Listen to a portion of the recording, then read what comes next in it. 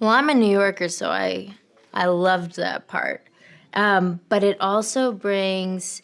It's one thing to be in a small town, which has its own sense of creepiness, and nowhere to run, nowhere to hide.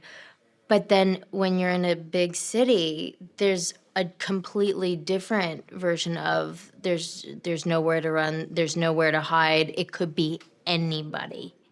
The killer could be anybody.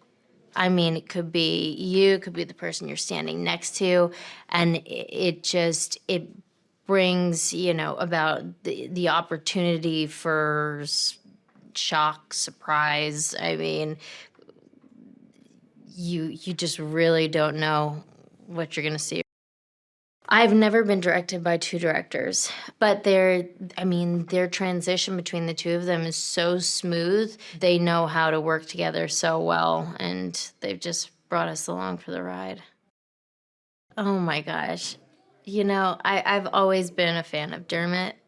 Um, and I just knew I had no expectations. I just knew that like no matter what it was, I was gonna walk in a fan. I'm gonna walk out a fan.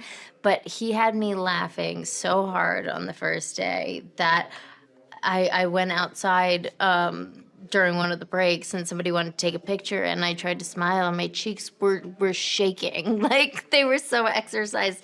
I haven't smiled that much in so long, but uh, Dermot is such a multifaceted actor, human being, and he brings all of that to this character. Courtney's just so talented and funny and fun. She brings all of those elements to the character, so I can only imagine. I mean, she puts her whole self into it, so I'm sure it's gonna be badass.